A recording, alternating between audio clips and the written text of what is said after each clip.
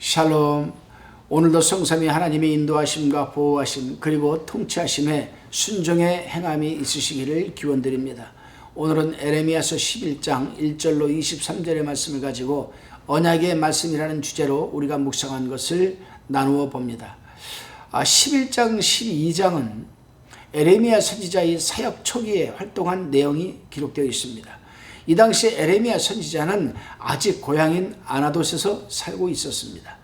에레미야 선지자가 말한 이 언약 2절 3절에 나옵니다. 이 언약은 요시야 왕 때에 발견한 율법, 그 율법을 말하죠. 열왕기하 22장 8절에 보면 기록되어 있습니다. 그래서 에레미야 선지자가 말한 이 언약은 요시야 왕 때에 발견한 율법으로서 당시 백성들은 하나님의 언약을 감수하였지만은 결국 이 언약을 파기하고 말았습니다.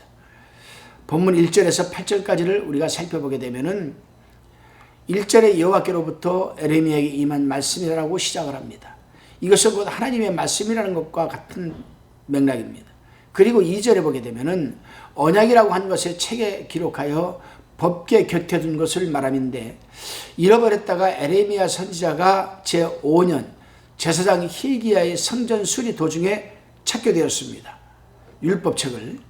본래 이 언약의 말씀을 지키지 않는 자는 저주를 받는다고 신명기 27장 14절로 26절에 약속되어 있습니다.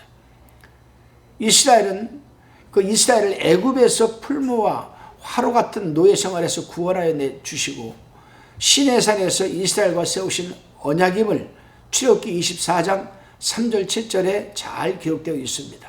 그 계명을 순종하여 지키면 그 백성이 되고 하나님께서 아브라함에게 맹세하신 대로 젖과 꿀이 흐르는 땅을 주셨다. 그 할 때에 백성들이 다 그렇다고 승복을 하였습니다. 바로 그런 차원에서 에레미야 선지자는 6절 8절에서 언약을 준수할 것을 재삼 지금 강조하고 있는 것입니다. 그렇습니다, 여러분. 우리는 여기서 아주 중요한 한 가지를 깨닫게 됩니다. 성도들이 하나님의 말씀과 신앙의 선진들이 삶을 통하여 자신의 현재 위치와 삶을 돌아보지 않을 때에는 하나님의 의도와는 다른 형식적인 신앙생활을 할 가능성이 있다라는 겁니다. 그러므로 성도들은 끊임없이 말씀 앞에 자신을 성찰하고 신령과 진실로 예배드리면서 몸으로 거룩한 산 예배를 드릴 수 있도록 성령께 기도하는 삶을 살아내야만 합니다. 다시 9절에서 17절을 살펴봅니다. 에레미야 선지자는 이스라엘 백성들이 하나님의 언약을 배반하게 됩니다. 그러니까 이 에레미야 선지자가 하나님의 언약을 배반한 이 이스라엘 백성들이 장차 재단으로 징계를 받을 것을 지금 재차 거듭 선포하고 있는 겁니다. 이스라엘 백성들이 하나님을 반역하고 그의 언약을 배신하였으므로 하나님께서도 그들의 열조와 맺은 언약을 파약하고 대신 그들에게 재앙의 벌을 내린다라는 것입니다. 그들 자신도 피할 수 없을 뿐더러 그들이 수없이 세운 우상 형상도 그들을 구원하지 못할 것이라고 지금 밝히고 있습니다. 이제 하나님께서는 본문 14절에서 에레미야 선지자에게 이스라엘을 위하여 기도하지 말라고 지금 하시면서 듣지 않겠다라고 지금 말씀하십니다. 그들이 우상을 섬기면서 성전에서 제사드리는 이중적 행위를 책망하시고 그들을 푸른 감람나무라고 칭찬하였으나 이제는 전쟁으로 인한 큰 소동 중에 그것들이 불타고 가지가 꺾이움같이 파멸될 것이라고 지금 선포하고 있는 겁니다. 그렇습니다. 아무리 기도해도 하나님이 받지 않으시면 허공에 메아리칠 뿐입니다.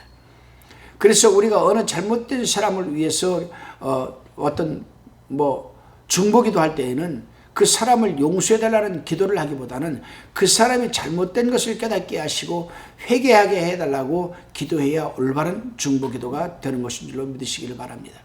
다시금 본문 18절로 23절까지를 살펴봅니다. 아나돗은 에레미야의 고향입니다. 아마도 이때에 에레미야 선지자는 아나돗에서 예언을 하였던 것 같습니다. 그리고 에레미야 선지자는 자신의 고향인 아나돗의 거민들을 위해서 애착을 갖고 더욱 간절히 기도하면서 강하게 외쳤을지도 모릅니다. 그러나 아나돗 사람들은 에레미야의 충격적인 예언에 반감을 품고 죽이려고 하는 모습을 21절에서 보입니다. 그러나 정작 이러한 사실을 에레미야 선지자 자신은 모르고 있었지만은 하나님께서 알게 하심으로 비로소 알게 되었던 것입니다. 결국 안토 사람들에게 내려진 하나님의 말씀은 남은 자가 없으리라 하였으니 곧 전멸할 것이라는 참으로 무서운 심판이 지금 선포되고 있는 것입니다. 그렇습니다, 여러분. 오늘날도 정직하게 진실하게 신실하게 말씀대로 사명을 감당하는 자들에게는 직간접적인 핍박과 모함 그리고 시기 질투가 당연히 따르게 되어 있습니다. 이사야 선지자, 미가 선지자, 아모스 선지자 다 이 같은 핍박을 받았고 예수님도 12 사도들도 다 그러한 과정을 거쳤습니다. 그럼에도 우리 하나님의 사명자들은 말씀대로 외치고 전하고 회개의 나팔을 불어야 할 것입니다. 그래야 사명자도 살고 죄인도 살고 모두가 살게 되는 길인 줄로 믿으시기를 바랍니다. 기도드리시겠습니다. 주님, 우리들은 하나님의 말씀을 맡은 나팔수들입니다. 사람들과 환경을 의식하지 말게 하시고 그 어떠한 직간접적인 핍박과 시기와 질투의 악조건 속에서도 말씀대로 나팔을 불게 하여서 깨닫고 회개하는 역사를 목도하게 하옵소서. 믿사옵고 감사드리오며 예수님의 이름으로 기도하옵나이다. 아멘.